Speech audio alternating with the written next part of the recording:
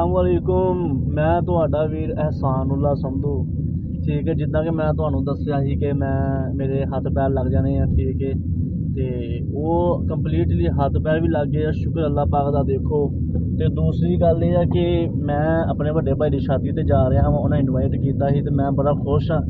एक दूसरी जिंदगी मैं जी रहा अल्लाह के हुक्म दे नाल। ठीक है, तो हुण जा रहे हैं बई मेरे भरा की शादी आ उकाड़े दे विच, उत्थे जा रहे हैं। गड्डियां नाल गड्डियां लगियां ने, फुल 52 चस आ रही आ। तुहाडा वीर खुश आ ते तुहाड़ियां मुहब्बतां नाल। ठीक है, जिद्दां तुसीं कमेंटां च दुआवां करदे जे भरा वास्ते, बहुत दिल खुश हुंदा है।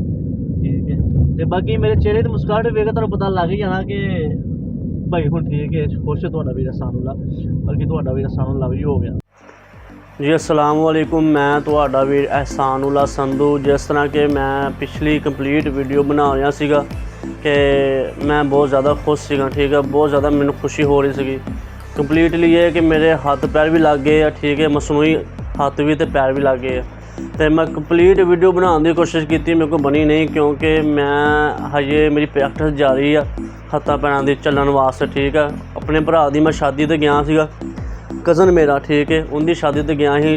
तुहानूं मैं पिछले अपना वीडियो दस रहा सीगा कि मैं शादी जिस तरह अटेंड कर रहा। तो उस तो अगला स्टैप जो तुहानूं मैं दसना चाह रहा, उत्थे जाके मैं नहीं बना सकिया। वो इस करके कि मैनूं थकान बहुत ज़्यादा हो गई सी, क्योंकि हजे नवे नवे हत्थ पैर लगे है तो थकावट ज़्यादा हो जाती है। वो मैं क्या कि मैं अपने भरावां नूं बोल के ही दस देवां। वो इस तरह गए कि भरा की शादी ते गए, उत्थे जाके उतरे आ। जो उतरे हैं कि उन्होंने साडा इस्तकबाल किया वा। ठीक है, अपना जिद्दां तुहानूं पता ही है, जिद्दां आम रूटीन ते शादियां च इस्तकबाल करते हैं, फुल्लां दे हार वगैरह। ठीक है, तो मैं भी अपना या मेरे कज़नां ने मेरे भरावां ने जिद्दां आम रूटीन ते लोग पैसे सुट्टदे ने तां उदां सुट्टे पैसे, इंजॉय की, बड़ा दिल खुश होया।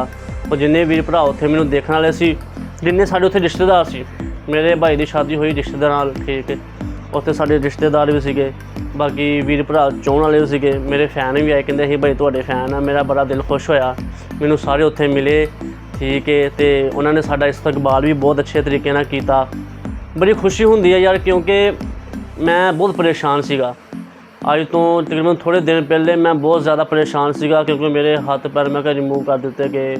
ठीक है, मेरी अगली ज़िंदगी किस तरह हुण गुजरेगी, तो मैं बहुत ज़्यादा परेशान सीगा। तुहानूं पता ही है, फिर तुहाडे सामने यार सूरत हाल। तो लेकिन जो मैं काफ़ी 1 या 2 महीने 3 महीना बाद मैं घरों बाहर निकलिया वां।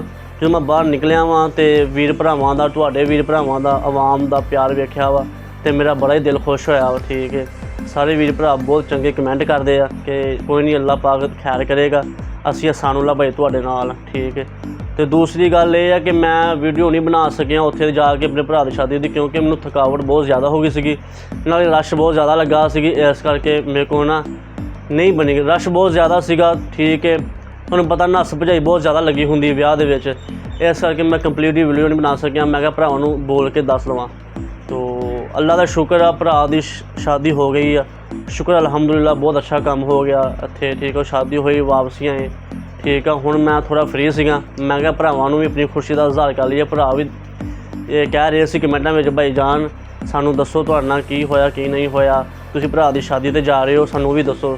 तुहाडा वीर भरा बहुत खुश आ, शुक्र अलहमदुलिल्लाह, क्योंकि एक नवी जिंदगी मैनूं मिली आ, एक जीउण वास्ते। ठीक है, दूसरी ज़िंदगी मैं जी रहा। ठीक है, तुहाडे सामने ही मेरी हालात, हत्थ भी रिमूव हो गए, पैर भी रिमूव हो गए।